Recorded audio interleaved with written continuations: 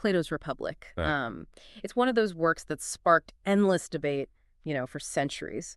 And today we're diving into a particularly provocative aspect of it, censorship, wow. specifically as it relates to art and literature. You might be surprised to learn that in Plato's ideal society, hmm even beloved classics like Homer's epics, they wouldn't necessarily get a free pass. Yeah, it's important to remember the context here. Yeah. In ancient Greece, poetry and storytelling weren't just forms of entertainment. They were really powerful tools for transcending values, shaping moral character, and Yeah. even understanding the gods. So when Plato talks about controlling narratives, he's really talking about shaping the very foundation of society. It's almost like saying, to control the future, we need to control the stories we tell.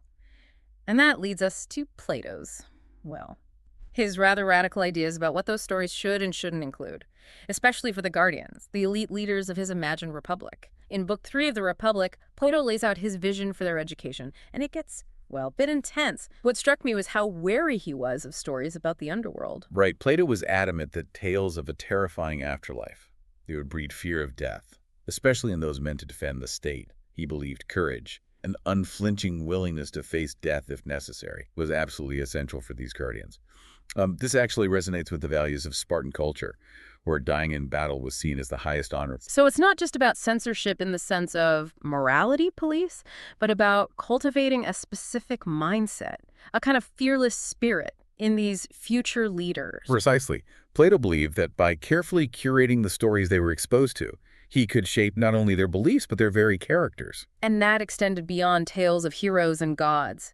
Even something as seemingly innocuous as laughter had its limits. Plato felt that depicting even good men engaging in excessive laughter, it undermined their image of seriousness and self-control, almost like he thought too much mirth was detrimental to their leadership qualities. It might seem extreme, but for Plato, every detail mattered. He was crafting an ideal society after all, and in his view that required a certain degree of control, even over seemingly minor aspects of human behavior. This wasn't just about suppressing art, it was about molding character, Yeah. especially for those entrusted with power. And it wasn't just what they were reading, or in this case, hearing, but also the very sound of the art. Plato delves into music, and not just the lyrical content. He believed certain musical harmonies could make people too soft or even lazy, which seems so specific, almost like he's saying certain chords inherently carry a moral weight. And that gets to the heart of Plato's philosophy here. Remember how he saw art as a tool for shaping character? Well, for him, music wasn't just entertainment. It had a direct influence on the soul. Certain modes, he believed, cultivated courage and discipline, while others encouraged more undesirable traits. So he was basically trying to fine-tune their very essence, their predisposition towards certain virtues, through carefully chosen melodies. Now that's a level of control I don't think even the most vigilant censors today could dream of. Indeed. But before we dismiss Plato's ideas as utterly outlandish, it's worth noting that even today, we recognize the power of music to evoke emotions, shape moods, and even influence behavior. It makes you wonder, don't you think, about how our own listening habits might be shaping us in ways we barely even realize. But music is just one piece of this puzzle. Plato's concern with control, well, it wasn't limited to art forms. It even extended to the very nature of truth itself.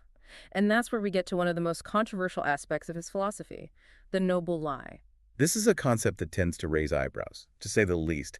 In essence, Plato suggests that in some cases, leaders might need to perpetuate certain myths or untruths, for the sake of societal harmony and stability. So it's not just about censoring what's harmful, it's about actively promoting what's beneficial, even if it's not entirely accurate. And he's talking about pretty significant fabrications here, right? Absolutely. One of the most striking examples is the myth of metals, which Plato uses to explain the hierarchical structure of his ideal society. Okay, let's break this myth down, because it's a bit wild. Plato divides society into three classes: the rulers, the warriors, and the workers. And he claims that each person is born with one of three metals in their soul: gold, silver, or bronze, which determines their place in this hierarchy. It seems incredibly rigid, even by the standards of ancient Greece. What do you make of it? It's certainly jarring to our modern sensibilities, where the idea of social mobility is so ingrained. But for Plato, this system wasn't about arbitrary discrimination.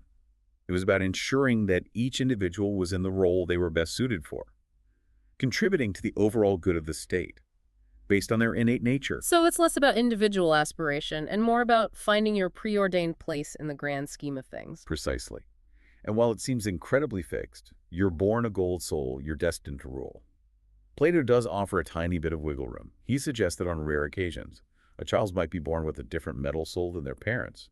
So a bronze soul could theoretically be born to gold soul parents and vice versa. It's almost like a philosophical loophole, a way to account for those exceptional individuals who defy their supposed predetermined path. But even with that small caveat, it's still a system that's very much at odds with our modern emphasis on individual freedom and equality of opportunity. Which I think brings us to the big question: what are we as listeners in the 21st century? So, it's to take away from all of this, I mean, we're not building our own republics based on Plato's blueprints, so what's the relevance for us? Well, one of the biggest takeaways is simply the enduring power of these ideas. Plato's Republic has been debated, dissected, and challenged for centuries, yet it continues to provoke thought and spark controversy. It forces us to confront uncomfortable questions about the role of art, the nature of truth, and the very structure of power in society. It's like holding up a mirror to our own assumptions about how the world should work, and maybe even revealing some blind spots in the process. Exactly. Take censorship, for instance. Plato's ideas are extreme, but they force us to ask ourselves, are there any limits we place on artistic expression? What about things like hate speech laws, age restrictions on certain content, or even just social media platforms taking down posts they deem harmful?